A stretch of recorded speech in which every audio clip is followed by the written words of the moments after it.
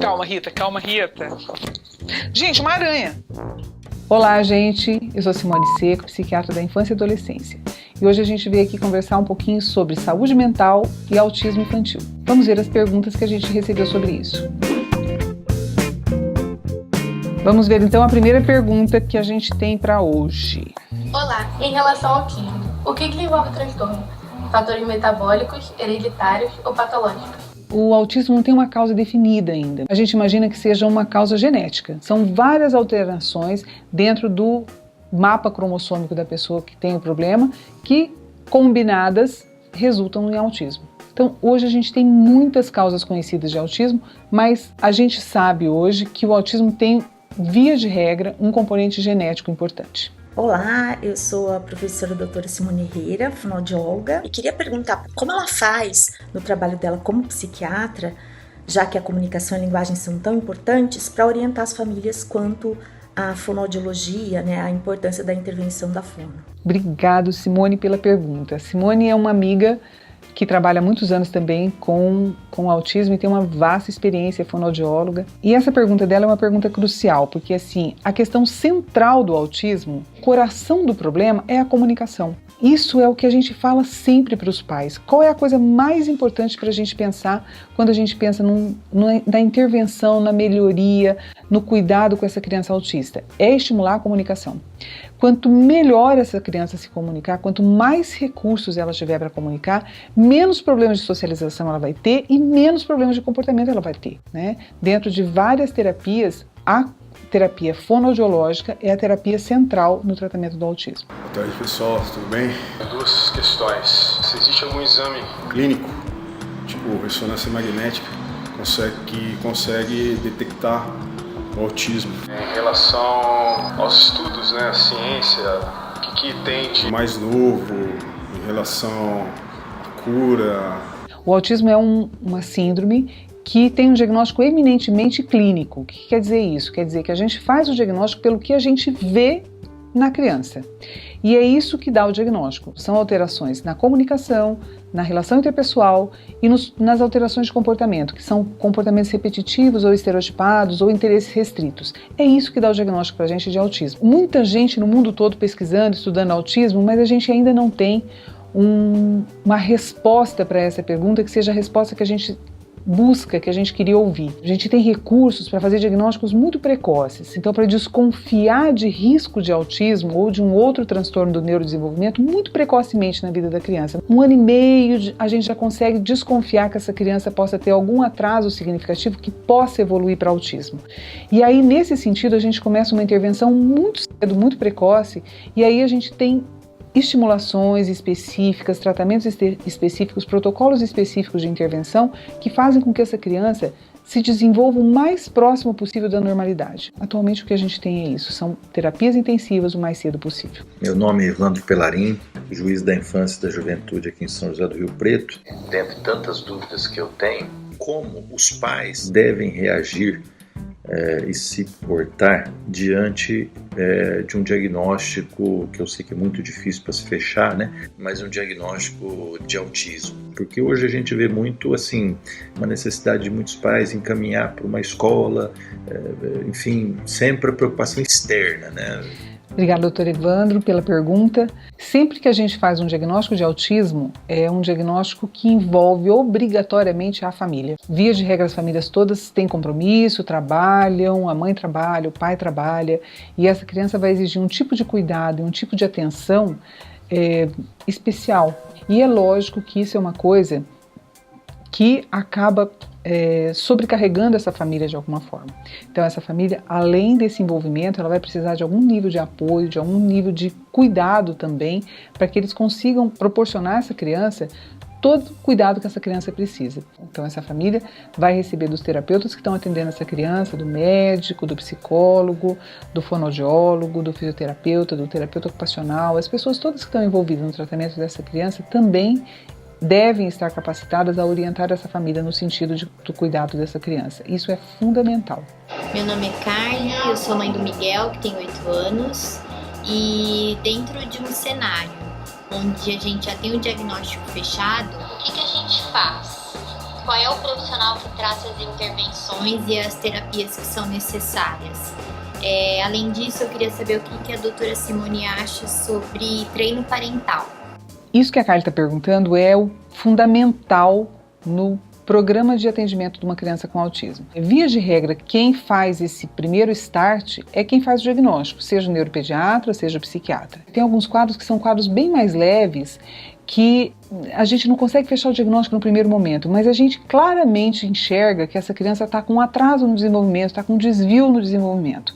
E aí a gente vai traçar um plano de trabalho. A gente encaminha essa criança para as diversas intervenções que ela vai precisar fazer. Eventualmente essa criança vai precisar tomar medicação, porque às vezes ela tem um problema sério, por exemplo, de sono, ou de agitação, ou de inquietação, ou de irritabilidade, que com esse nível de comprometimento no comportamento, a gente não consegue fazer as intervenções que a gente precisa. Isso faz parte do plano de trabalho de avaliação dessa criança. Mas, via de regra, essa criança vai precisar de intervenções na área de comportamento, de comunicação e de socialização, que são as 3 grandes áreas que estão afetadas no autismo. Um dos métodos hoje mais usados para tratar o autismo, mais estudados e com melhores resultados, é o método ABA, que é a análise aplicada de comportamento.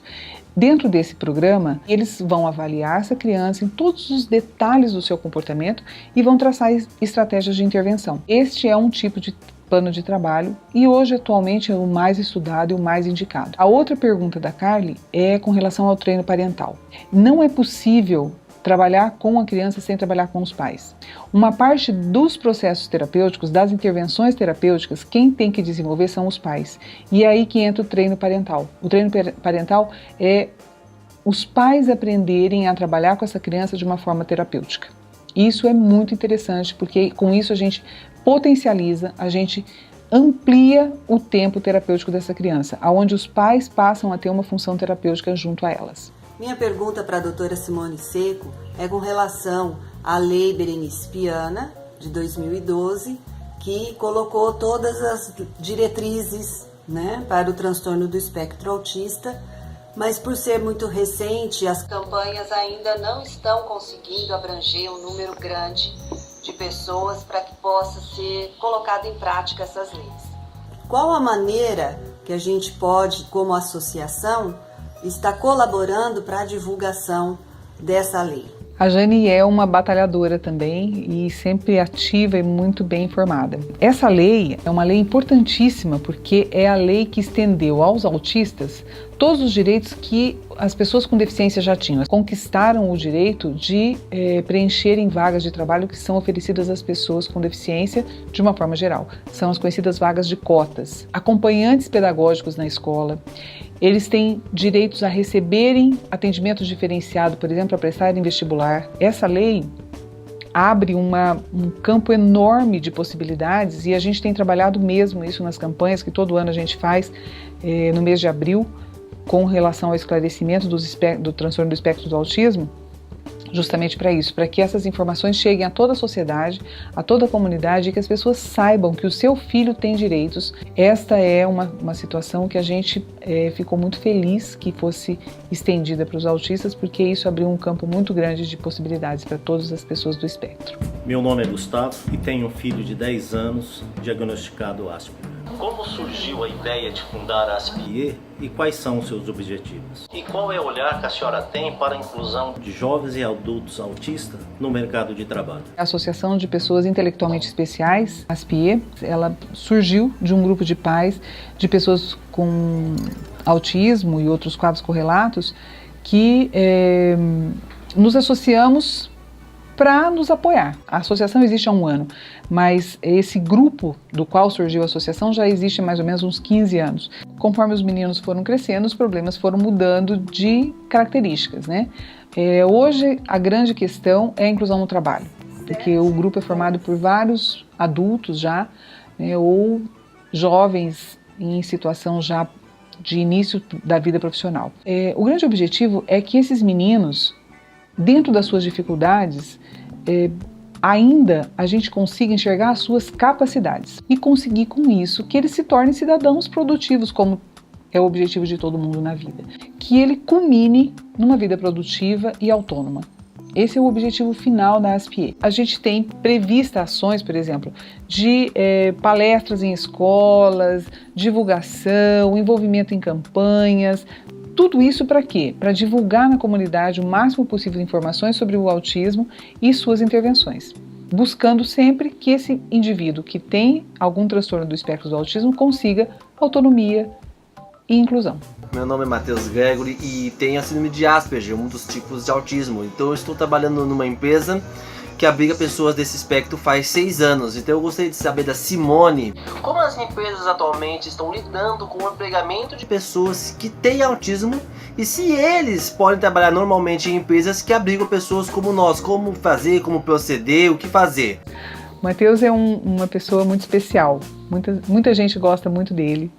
E além de trabalhador, além de ter a síndrome de Asperger, ele é uma pessoa que também é escritor, uma pessoa extremamente produtiva, além de músico também e compositor. A pergunta do Matheus é a respeito da possibilidade de empregabilidade das pessoas do espectro do autismo. Isso ficou muito ampliado, como eu já disse, com a questão da lei de cotas, da lei Berenice Piana. E o que a gente tem visto hoje é que as empresas estão começando a entender que elas podem ter uma função social muito importante em colocar essas pessoas no seu quadro de funcionários e que isso não é nenhum favor que elas estão fazendo para ninguém, porque eles são pessoas produtivas, eles são pessoas que conseguem colaborar com o desenvolvimento dessa empresa e conseguem ser profissionais dentro das suas áreas de possibilidades como qualquer outro profissional. Essa semana houve através da ACIRP, o lançamento de um projeto que chama Emprego Especial, que é justamente para isso, para articular as pessoas que precisam de um emprego especial com as empresas que têm necessidade de receber essas pessoas dentro do seu quadro de funcionários. É isso que a gente espera para todo mundo que esteja dentro do espectro, que consigam chegar aonde o Matheus está hoje, conseguindo trabalhar, manter o seu trabalho e ainda produzir em outras áreas. A essência, a alma, a genética autista, o carinho, a pureza. Cara, é uma bênção divina você conviver com uma pessoa assim do seu lado. A minha pergunta tem a ver com aquele momento em que a família recebe a informação de que ela tem um filho autista. Onde ela pode buscar atendimento, informação, orientação? Não é o fim do mundo, a gente sabe muito bem. Onde elas podem se orientar? Ok, Vera, obrigada da pergunta. Vamos dizer assim, a gente tem 2 caminhos que são os caminhos tradicionais. Um caminho é o serviço público e outro caminho são os serviços privados. O serviço privado todo mundo já conhece, né? Você vai procurar o seu médico de preferência, você vai procurar o seu neuropediatra, neurologista. O outro caminho é o caminho do serviço público. Então, Rio Preto, felizmente, é uma cidade que tem um serviço público muito bem estruturado e capacitado para receber essas crianças e dar um diagnóstico e fazer esse acompanhamento. Inicialmente, elas vão começar por onde elas sempre começam qualquer tipo de atendimento de saúde delas na rede pública, pela atenção básica. Passando pela unidade básica, essa criança pode ser encaminhada dentro dos serviços da rede pública, tanto para o CAPS infantil, ou um serviço especializado de reabilitação que chama Centro Especializado de Reabilitação, que é o CER, que trabalha com reabilitação de criança, de pessoa, qualquer pessoa, em qualquer idade, a partir de 0 ano. Então, nesses serviços, tem uma equipe completa para atender todos os transtornos do neurodesenvolvimento e os transtornos mentais, no caso do CAPS, e conduzir o tratamento dessas crianças. E na região também aqui de Rio Preto, as unidades básicas de saúde que recebem essas crianças com alguma queixa e que podem referenciar essa criança para um ambulatório de autismo que existe na FAMERP. Eu e a doutora Regina Buquerque coordenamos um ambulatório de autismo lá, que é um ambulatório basicamente para diagnóstico. E essas crianças que são de fora de Rio Preto vão receber o diagnóstico, voltam para suas comunidades e lá elas vão dar sequência ao tratamento. Acabou então? Bom, muito bem. Muito obrigada por todas as perguntas. Eu espero poder ter esclarecido, ter acrescentado alguma coisa de informação para vocês a respeito de autismo e os quadros correlatos. E eu agradeço muito a possibilidade de estar compartilhando o conhecimento que a gente acumula, né, com as pessoas que precisam dessa informação. Prepare-se, que talvez você seja o próximo convidado e tenha que vir aqui responder as minhas perguntas. Muito obrigada, até mais.